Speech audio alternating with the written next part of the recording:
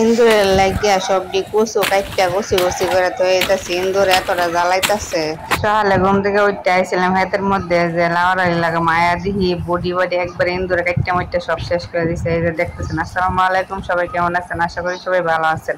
তো চলে আসছি নিউ একটি ভিডিও নিয়ে আপনাদের সাথে শেয়ার করার জন্য। এই যে দেখতেছেন কত পানি দেখছেন নি, তো পানি টানি দিয়ে যে বড়ি দিছিলাম পানির মধ্যে, তো বডির মধ্যে ইন্দুরে গাঁথা করে অবস্থা মানে সরাই ভরে লাগছে। তো কচু শাক এনে আছে, তো কচু শাকটির আমি কাইটটা একবারে টুমাই লাইছি। তো কচু শাকের লাগে নাকি ইন্দুরে ধরে, তো ইন্দুরে গাতার কইরা মানে একবারে শেষ করে ফেলছে। অনেক লাউয়ার হাড়ি একবার লাগাইতাম পারতেছি না, তো আবার 3 থেকে 4 বার আমি লাউয়ার হাড়ি লাগাইছি এনো, কিন্তু লাউয়ার হাড়ি ইন্দুরে খেয়ালা। তো ইন্দুরে খেয়ালে কি মানে হাড়ি লাগাইলে কোনো কাজ দিব? তখন দেখেন সবটি কচু কেটে লাইছে, কেটে একবারে পরিষ্কার করে লাইছে। ওখানে যে গাছ মরার যে ওষুধ আছে না, ওইগুলো ওষুধগুলা দিয়া দিমু। তো অনেকে আমার মানে আঞ্চলিক ভাষা মানে অবাক হয়ে থাকবেন। তো আমার অনেকদিন ইচ্ছা আছে না আমরা বানবেড়ার বাসা দিয়ে একটু একটা বয়স দিয়ে একটা ভিডিও বানাবো। ওই যে দেখেন কচু গাছ কাটতে মাইতে একবারে শেষ করে লাইছি।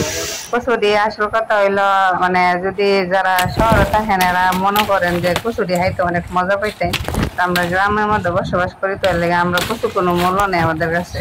তো আমার কথা হইলো বিক্রি করার মানুষ নাই, তো এর লেগে আমি কচু দিলাইটা বিক্রি করতে পারতেছি না। আর ইন্দুরে বাসা বান্ধা আমার অন্যান্য গাছ খাইয়া লাইছে, তার লাগে আমি অনেক কচু গাছটি কাইটা লাইতেছি। কচু গাছটি কাইটা এখন লাউর হাড়ি আবার লাগাই দিমু। তো লাউর হাড়ি 4 বার লাগাইছি লাউ গাছ। এতদিনে আমার লাউ অনেকটা মানে বিক্রি করা যেত, লাউ খাওয়া যেত। অনেক কচু গাছের লেগে লাউ খাওয়া যায় না। তো যারা শহরে থাকেন এরা কচু দিয়ে অনেক মূল্য দিতে পারতেন, মানে অনেক পছন্দ করেন কচু। তো গ্রামে যারা থাকে এরা তো মনে করুন এসব নিজের হাতে তৈরি মানে লাগাইয়া করে ফসল, তো ওদের কাছে মূল্য নাই। এই যে দেখেন কত সুন্দর সুন্দর কচু, মানে কচুগুলা দেখলে কাঁচাই খাইতে মন চায়, কিন্তু এদিক দিয়ে মানুষ কি তাহলে জানেন না, আমরা গ্রামের মানুষে কচু যদি মাগনাও পাই তারপরও এরা হানা, এরা যদি কাইটটা কুইটটা ঘরে নিয়ে দেন তাহলে যদি হায়। আমি কইছি অনেক মানুষের কইছি যে আপনারা কচু নিয়ে নিয়ে খান, শাকটা খান, সমস্যা নাই, এমনি খান, টাকা দিতে হবে না। তারা কি ও না, কচু শাক গেলে মানে অনেক কষ্ট খাওয়া, কচু কাটতে হইব, কাপড় নষ্ট হইব, তারপরে আবার চুলকাইব, এগুলো আমরা খাইতাম না, বুঝছেন নি? তো মানুষেরা মাগনা দিলেও কচু নেই না, গ্রামের মানুষ এমন। আর দেখা দিল কি শহরের মধ্যে মানুষে কিনা কিনা খাই, এটা হচ্ছে বাস্তব কথা। এই যে দেখুন কত সুন্দর থেকে কচুরি হয়েছিল। তার আমি কচুরি লাগাইছিলাম, তো ভাবছিলাম না তো বড় বড় হইব, তো অনেকটা বড় বড় হয়ে গেছে গা। তারপরে বড় বড় হয়ে আমার ইন্দুরে বাসা করে আমার অন্যান্য গাছ সব নষ্ট করে ফেলছে। তো সব নষ্ট করে লাগাইছে, অন কি করার।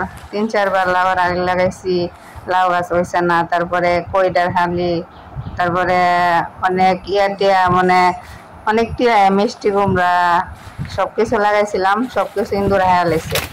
এমন ভাবে বাসা মানছে দেখেন, এত ঘন ঘন কচু হয়েছে। এই কচুর মধ্যে অনেকটা লতা মতা এগুলো হয়েছে, অনেক লতাও মানুষে নিয়ে আইছে।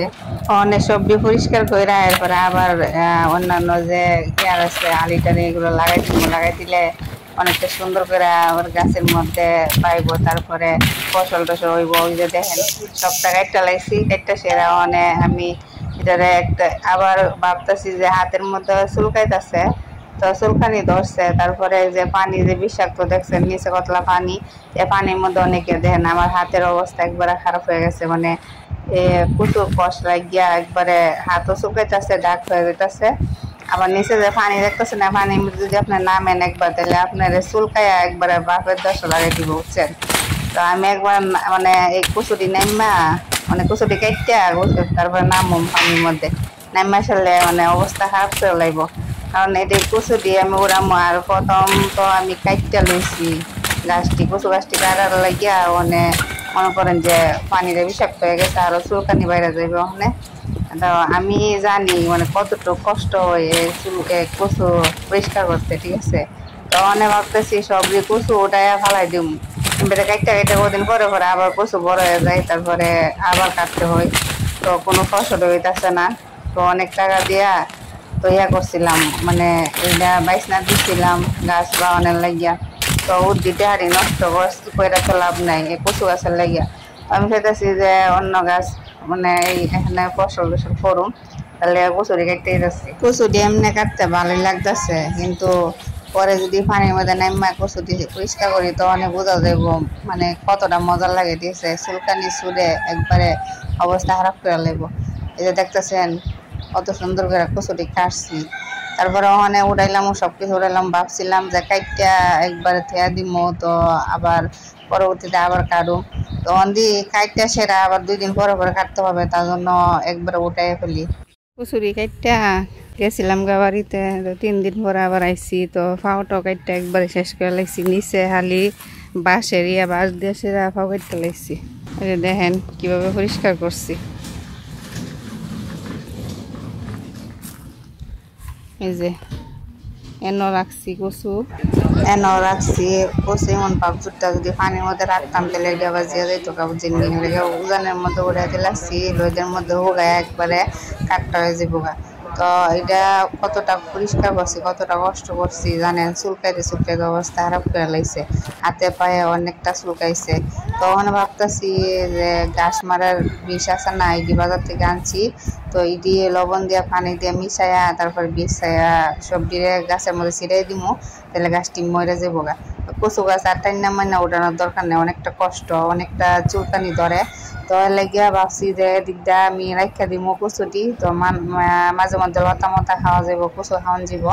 আর এদিকটা আমি মানে সিম, তারপরে সিমের আলি, পরে লাউর আলি, তারপরে এসে মিষ্টি কুমড়ার ইডি, কইডার ইডি লাগাই দিমু, সবজি লাগাই দিলে তাহলে আস্তে আস্তে ফসল হইব, ইনশাল্লাহ আমরা খাইতাম পারুম এই ফসল দি। তো অনেক কচু মচা লাইকা লাভ নাই, বুঝছেন না, সবার কাছে তো কচু ভালো লাগে না, সবাই পছন্দ করে না। তো আজ আর ভিডিও দিয়ে দূর হই, তো সবাই ভালো থাকবেন, আসসালামু আলাইকুম, আল্লাহ হাফিজ।